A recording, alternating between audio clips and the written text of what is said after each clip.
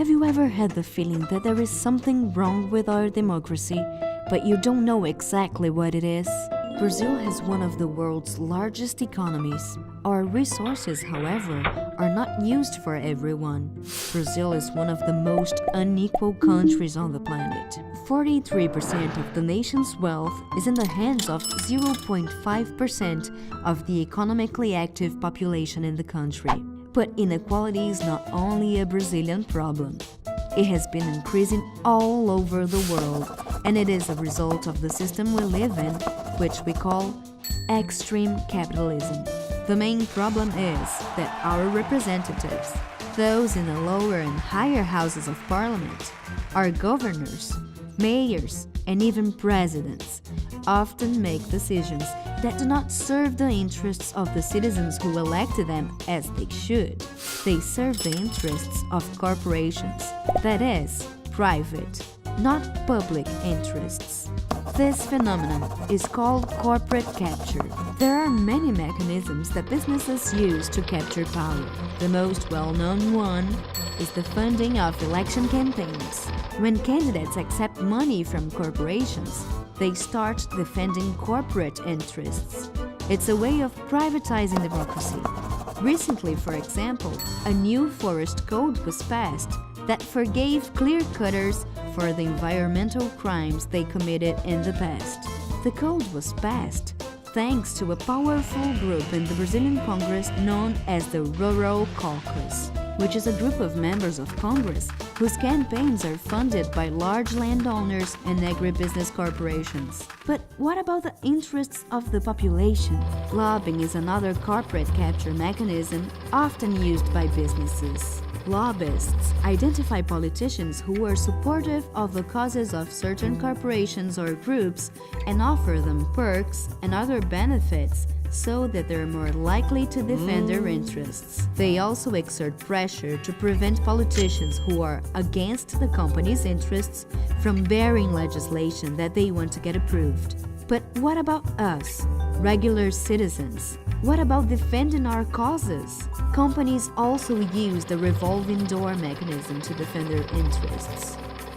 They hire people who have worked in high-level government positions and who therefore have contacts and know how things work inside government. They take advantage of these people's knowledges and contacts to more effectively influence public policy and government decisions. Or even worse, governments hire former CEOs to manage public affairs.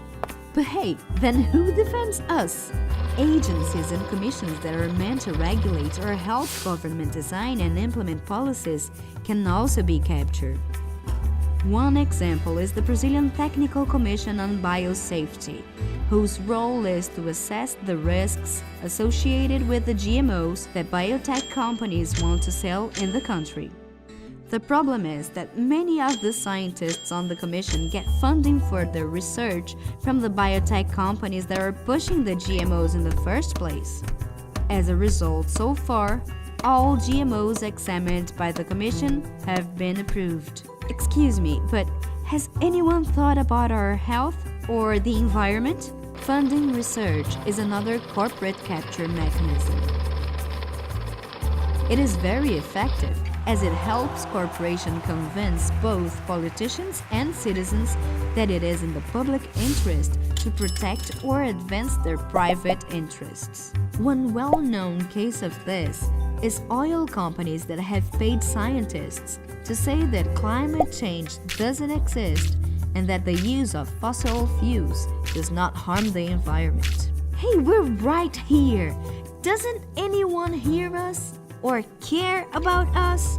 Corporate capture generates a vicious cycle in which large corporations use their economic power to increase their political power, which then gives them even more economic power and contributes even further to the concentration of wealth.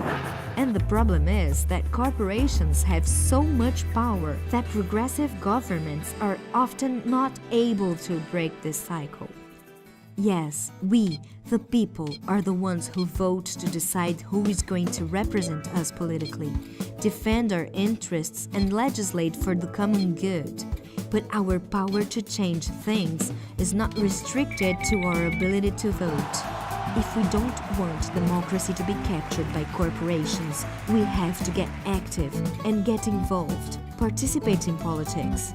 Democracy is what unites us, and democracy is about defending equal rights for all, and not privileges of a few who have too much already. Find out more.